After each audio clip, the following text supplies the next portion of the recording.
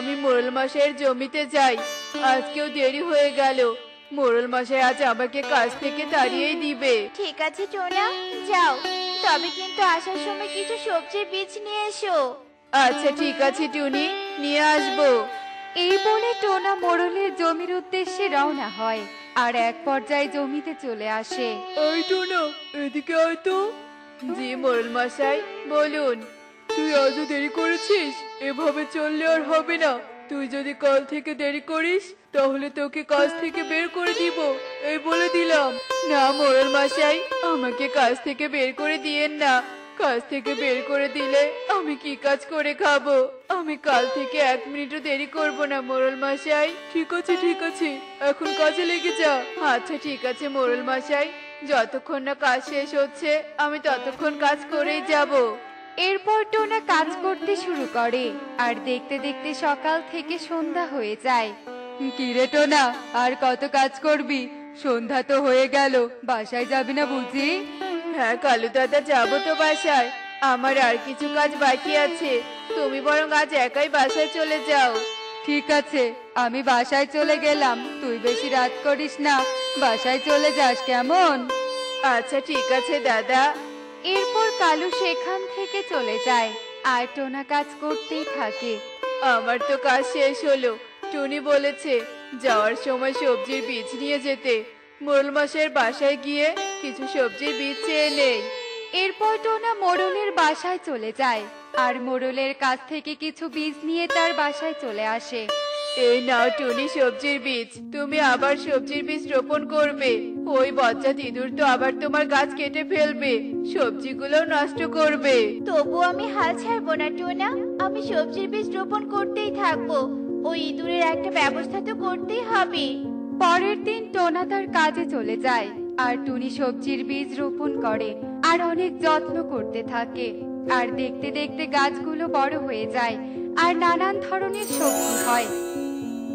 বাহ টনি মাসি, আমারও সবজির গাছ লাগিয়েছে, অনেক সবজিও তো ধরেছে। আজ তো বেশ মজা করে সবজি খেতে পারবো। এই ইঁদুরের জ্বালায় তো আর থাকা যাচ্ছে না। সবজিগুলো খেয়েছে খেয়েছে, আবার গাছগুলো কেটে ফেলেছে। আজ তো অনেক তাড়াতাড়ি কাজ শেষ হলো। টোনা, তোর কাজ শেষ হয়নি? হ্যাঁ দাদা, আমারও অনেক তাড়াতাড়ি কাজ শেষ হয়েছে।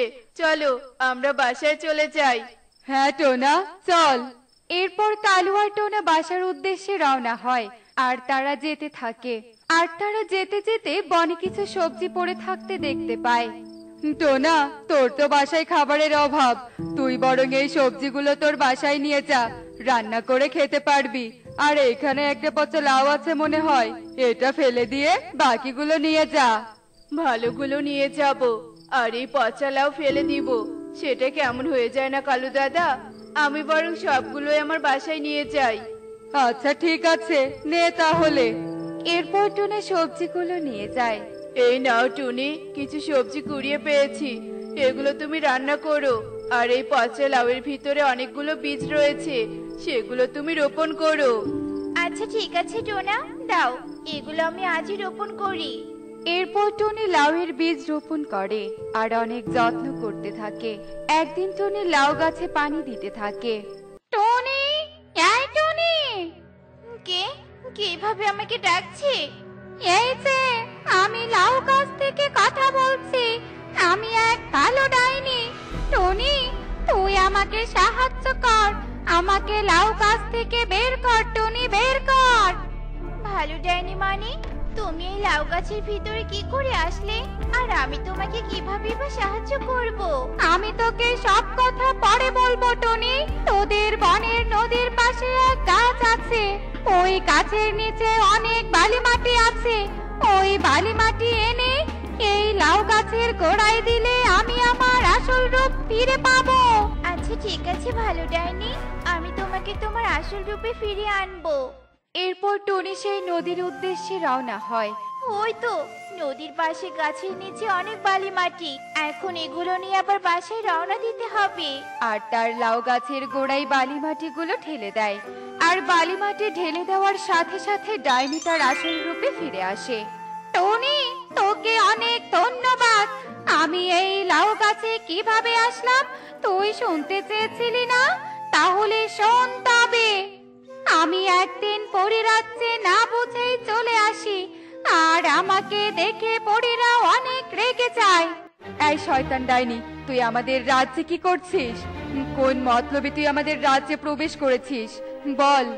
না পরিরানী, আমি কোনো মতলবে আসিনি। আমি না বুঝেই তোদের পরিরাজ্যে চলে এসেছি। চুপ কর শয়তান ডাইনি, তোর যে কিসের মতলব আমার ভালো করেই জানা আছে।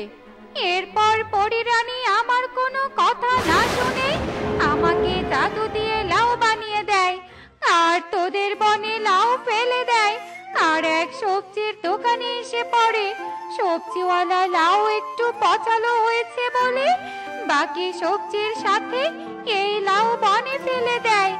আর সেখান থেকে তোরা এনে আমাকে মুক্ত করলি। তোরা আমাকে মুক্ত করেছিস, এই জন্য আমি তোদের উপহার দিতে চাই। বল, আমার কাছে কি চাস তোরা? ভালো ডাইনি, আমাদের সেরকম কিছুই লাগবে না। আমার এই জাংলায় যে সবজি গাছে রোপণ করি না কেন, সব সবজি এক বজ্জাত ইঁদুর খেয়ে ফেলে আর গাছ কেটে ফেলে। এই ইঁদুরের কিছু একটা ব্যবস্থা করে দাও। ইঁদুরের তো বেশ সাহস হয়েছে।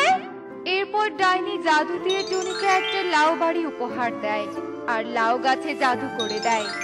এই লাউ বাড়ি তোর সততার উপহার, আর আমি এই লাউ গাছে জাদু করে দিয়েছি। ইঁদুর আর সবজি খেতে পারবে না, আর তুই এই লাউ গাছ থেকে যত ইচ্ছে লাউ ছিঁড়তে পারবি। যত ছিঁড়বি তত লাউ হতেই থাকবে। এখন আমি আসি রে টনি। এরপর ডাইনি সেখান থেকে চলে যায়। এ কি লাউবাড়ি? লাউবাড়ি এখানে কি করে এলো? টুনি, বলো তো। এরপর টুনি টোনাকে সব কথা খুলে বলে। দেখতে দেখতে সেই দিন কেটে যায়। একে টনি মাসের লাউ গাছে এত বড় বড় লাউ হয়েছে, এগুলা খেতে তো আমার বেশ মজা লাগবে। আর যেগুলো বাকি থাকবে সব কেটে ফেলবো। এই বলে ইঁদুর যেই না লাউ খেতে যায়, তখনই ইঁদুর লাউয়ের ভিতরে ঢুকে যায়। একে একে আমি এই লাউয়ের ভিতরে ঢুকলাম কিভাবে? আমার অনেক ভয় করছে, শ্বাস নিতেও তো কষ্ট হচ্ছে। কে আছো? আমাকে বাঁচাও, টনি মাসি, আমাকে বাঁচাও। এরপর ইঁদুরের চিৎকার শুনে টনি আর টোনা সেখানে চলে আসে। ঠিক হয়েছে ইঁদুর, তুই আমাদের অনেক জ্বালিয়েছিস, তাই না? আমার ভুল হয়েছে টনি মাসি। টোনা আঙ্কেল, আমাকে ক্ষমা করে দাও। আমি আর কখনো সবজি খাবো না, তোমাদের গাছেও কাটবো না। তোমরা আমাকে বিশ্বাস করতে পারো। আচ্ছা ঠিক আছে, তোকে বিশ্বাস করে আজকের মতো ক্ষমা করে দিলাম, কিন্তু এরপর আর কখনো এসব করবি না। এরপর টনি আর টোনা ইঁদুরকে ক্ষমা করে দেয় আর লাউয়ের ভেতর থেকে মুক্ত করে দেয়। দেখলে তো বন্ধুরা, অন্যের ক্ষতি করলে নিজেরও ক্ষতি হয়। এমনই সব মজার মজার শিক্ষণীয় টুনি পাখির গল্প দেখতে আমাদের সাথেই থেকো। আর গল্পটি কেমন হয়েছে তা কমেন্টে জানাতে ভুলো না কিন্তু। Bye bye. এই নে মা, তোর স্কুলে যাওয়ার সময় হয়ে গেছে। মন দিয়ে পড়া পড়বি কিন্তু, আর সব সময় ভালো কাজ করবি। কেউ বিপদে পড়লে তার সাহায্য করবি, বুঝলি? হ্যাঁ মা, তুমি একদম চিন্তা করো না। আমি তোমার সব কথা শুনবো আর তোমার বলা কথা মতো কাজও করবো। এখন আমি যাই মা, না হলে যে দেরি হয়ে যাবে। আর স্কুলে যাওয়ার সময় কুকুকেও তো ডাকতে হবে। আচ্ছা ঠিক আছে মা, যা, সবার সাথে মিলেমিশে থাকিস আর ঝগড়া করিস না কিন্তু। আচ্ছা ঠিক আছে মা। কোহো, এই কোহো, স্কুলে যাবি না? বাইরে আয়, তাড়াতাড়ি আয়, না হলে যে দেরি হয়ে যাবে। ওইটুকি আজকেও তোকে ডাকতে এসেছে? তোকে না বলেছি ওর সাথে বেশি কথা বলবি না? বাবা, তোমরা তো আমাকে কারোর সাথে মিশতেই দাও না, তাই আমি শুধু টুকির সাথে একটু কথা বলি, ওর সাথে স্কুলে যাই। না হলে পথটা আমাকে একাই যেতে হবে। ঠিক আছে ঠিক আছে, এখন যা তাড়াতাড়ি, না হলে আবার দেরি হয়ে যাবে। আর হ্যাঁ, পথে কিন্তু কারোর সাথে কোনো কথা বলবি না। আচ্ছা ঠিক আছে মা, আমি এবার যাই। এরপর টুকি ও কুহু স্কুলের দিকে রওনা হয়। আর কিছু দূর পথ যেতেই তাদের ইঁদুরের সাথে দেখা হয়ে যায়। আরে বাবারে, এ আমার কি হলো? আমি তো আর উঠে দাঁড়াতেই পারছি না। ইঁদুর আঙ্কেল, তুমি এভাবে কান্না করছো কেন? কি হয়েছে তোমার? আমি পায়ে আঘাত পেয়েছি, তাই আর উঠে দাঁড়াতে পারছি না। তোমরা একটু আমাকে ধরো। ওই তো সামনেই আমার বাড়ি, আমাকে একটু বাড়িতে যেতে সাহায্য করো। আমরা তো স্কুলে যাচ্ছি, এমনিতে আমাদের অনেক দেরি হয়ে গেছে, আমরা তোমাকে সাহায্য করতে পারবো না, তুমি অন্য কাউকে খুঁজে নাও। এভাবে বলো না, আমি অনেকক্ষণ থেকে এখানে বসে আছি, কাউকে খুঁজে পাইনি, তাই তো তোমাদের বলছি একটু সাহায্য করো না। তুমি চিন্তা করো না ইঁদুর আঙ্কেল, আমরা তোমাকে সাহায্য করব বাইরে যেতে। আমি কোনো সাহায্য করতে পারবো না তোকে, তুই কর, তোর যখন এত ইচ্ছা করছে উপকার করার। আমি স্কুলে যাচ্ছি, এমনি আজ অনেক দেরি হয়ে গেছে। এ কথা বলে কুহু তাদের সাহায্য না করেই সেখান থেকে চলে যায়। কুহু এভাবে চলে গেল, কিন্তু তুমি চিন্তা করো না ইঁদুর আঙ্কেল, আমি তো আছি। চলো তোমার বাড়িতে আমি তোমাকে নিয়ে যাচ্ছি, কিন্তু তার আগে আমি কিছু জড়িবুটি নিয়ে আসছি, তোমাকে জড়িবুটি লাগিয়ে দিলে তুমি হাঁটতে পারবে। এরপর টুকি কিছু জড়িবুটি এনে ইঁদুরকে লাগিয়ে দেয়। তুমি আমার কথা ভালো করে দিলে টুকি, তুমি অনেক ভালো, তোমার এই উপকারের কথা আমি সব সময় মনে রাখবো। তুমি এখন স্কুলে যাও টুকি, না হলে আরো দেরি হয়ে যাবে, আমি একাই বাড়ি চলে যেতে পারবো। না না ইঁদুর আঙ্কেল, চলো আমি তোমাকে বাড়ি পর্যন্ত দিয়ে আসি, আর আমি স্কুল যেতে একটু দেরি হলে তেমন কিছু হবে না। চলো আঙ্কেল। এরপর টুকি ইঁদুরের সাথে তার বাড়িতে চলে যায়। এখন আমি স্কুলে যাই ইঁদুর আঙ্কেল, আর তুমি সাবধানে থেকো কেমন? দাঁড়া টুকি, তুমি আমার এত সাহায্য করলে আর আমি তোমাকে খালি হাতে ফেরত পাঠাবো? তোমার তো স্কুল আছে, আমি তোমাকে একটা আপেল দেই, তুমি তা নিয়ে খেতে খেতে স্কুলে যাও। এরপর ইঁদুর টুকিকে একটা আপেল দেয়, আর টুকি সেটা নিয়ে স্কুলে যায়। কুহু, তুমি কি গতকালের পড়া পড়েছো? না ম্যাডাম, আমি পড়তে পারিনি। এটা কিন্তু একদমই ঠিক না কুহু, টুকিকে দেখে কিছু শেখো, ও প্রতিদিন পড়া দেয়, আর তুমি একদিনও ঠিকভাবে পড়া দিতে পারো না। কাল থেকে সব পড়া পড়ে আসবে কিন্তু, কেমন? ঠিক আছে ম্যাডাম। আমাকে বকা দেওয়া আবার টুকির সাথে তুলনাও করা, বাড়িতে যাই আগে মাকে সব বলে দিব, তখন আমাকে বকা দেওয়া বের করবে। কুহু মনে মনে এসব বলতে থাকে, আর এভাবে কিছু সময় কেটে গেলে স্কুল ছুটি হয়ে যায়। একে কুহু, ওই দেখ একটা পরী, কত সুন্দর দেখতে, চল ওই পরীটার কাছে যাই। হ্যাঁ হ্যাঁ চল যাই। এরপর কুহু আর টুকি পরীর কাছে যায়। একে পরী, তুমি আমাদের বনে কি করছো গো, আর তোমার হাতে এটা কিসের বই? এটা একটা উপকারী বই, তুমি স্কুলে যাওয়ার সময় কি কারো উপকার করেছিলে? হ্যাঁ, আমি একটা ইঁদুর আঙ্কেলকে সাহায্য করেছিলাম। তাহলে এই বইটা তোমার জন্য টুকি, আমি তোমাকে এই বইটা উপহার দিতে চাই। আসলে ইঁদুর আমার কারণে তার পায়ে আঘাত পেয়েছিল, আমি একটু তাড়াই ছিলাম, তাই তাকে সাহায্য করতে পারিনি, কিন্তু পরে তার কাছে গেলে সে আমাকে তোমার কথা বলে।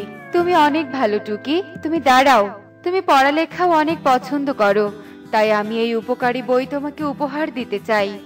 এরপর পরী টুকিকে বইটা দিয়ে অদৃশ্য হয়ে যায়। পরী শুধু ওকে উপহার দিল, আমাকে তো কিছুই দিল না। না না, ওর ওই বইটা যেভাবেই হোক আমাকে নিতেই হবে। দেখো, পরী আমাকে বই দিয়েছে, ইয়ে কি মজা কি মজা, পরী আমাকে উপহার দিয়েছে।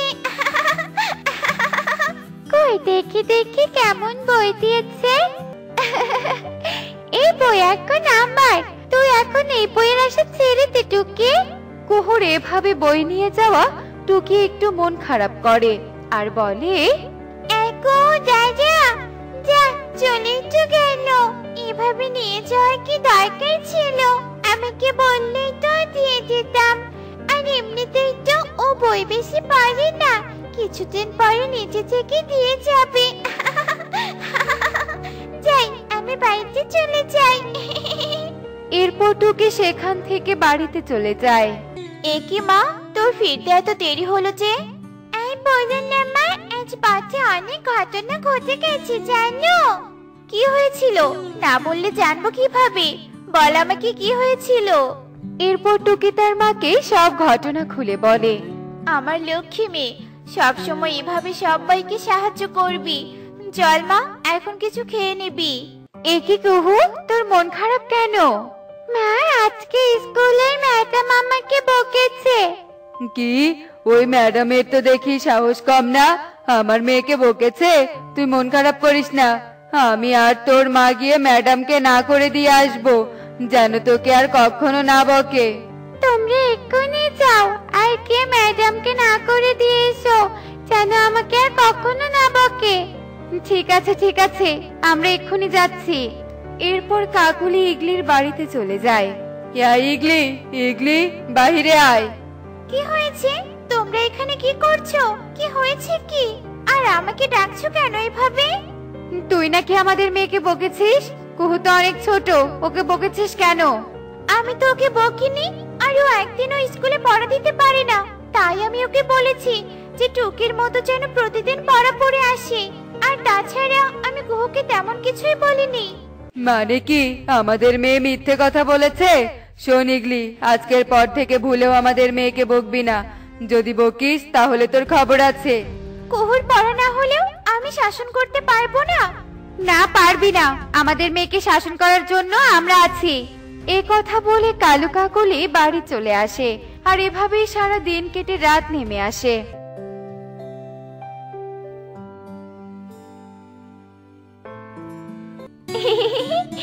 বইটা এখন আমার, এই বই আমি তোকে আর দিব না। আমি কখনোই কাউকে সাহায্য করব না। তোরা তো ইচ্ছে তুই কর, আর তুই উপকারের বিনিময়ে যা উপহার পাবি তা আমি কেড়ে নিব।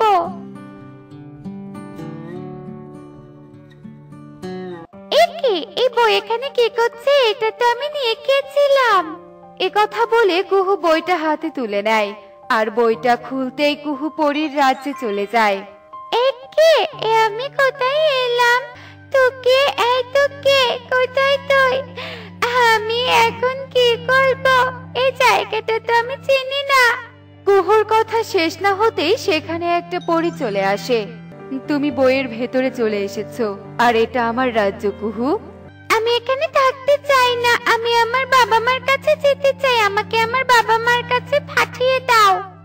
তুমি এই বইয়ে আটকে গেছো কুহু, তুমি কখনো কাউকে উপকার করনি। তুমি যদি কারো একটু উপকার করতে, তাহলে আমি তার বিনিময়ে তোমাকে মুক্ত করতাম। তুমি অনেক দুষ্টু কুহু, তাই আমি তোমাকে মুক্ত করব না। না না, আমাকে যেতে দাও। আমি আর কখনো দুষ্টুমি করব না। আমাকে আমার মা বাবার কাছে যেতে দাও। কুহু, হ্যাঁ কুহু, এভাবে ঘুমের মাঝে কাঁদছিস কেন? ওঠ ওঠ বলছি, কি হয়েছে? একে আমি তার মানে স্বপ্ন দেখছিলাম। ও বাবা, বাঁচলাম। আমি তো অনেক ভয় পেয়ে গিয়েছিলাম। হ্যাঁ, আর কি এমন স্বপ্ন দেখলি যে ঘুমের মাঝে এভাবে কাঁদছিলি? এরপর কুহু তার স্বপ্নের কথা কাকুলিকে খুলে বলে। আসলেই মা, কাজটা তুই ঠিক করিসনি। টুকি তো তার কর্মের ফল পেয়েছে, তুই ওর বইটা এনে ভালো করিসনি। চল, ওকে বইটা ফিরিয়ে দিয়ে ক্ষমা চাইবি, আর এখন থেকে তুই ওর মতো হওয়ার চেষ্টা করবি। এ কথা বলে কুহু আর কাকুলি টুনিদের বাড়িতে চলে যায়। এই নে তোকে, তোর বই তুই নিয়ে যা। আমি ভুল করেছি, আমাকে ক্ষমা করে দে। না না কুহু, তুই তো আমার বন্ধু, আমার কাছে তোর ক্ষমা চাইতে হবে না। এই আমি জানতাম তুই ঠিকই আমাকে বইটা ফেরত দিবি। আজ থেকে তোর মতো আমিও সবাইকে সাহায্য করব, সবার উপকার করব। তোর এই উপকারী বই আমাকে উচিত শিক্ষা দিয়েছে।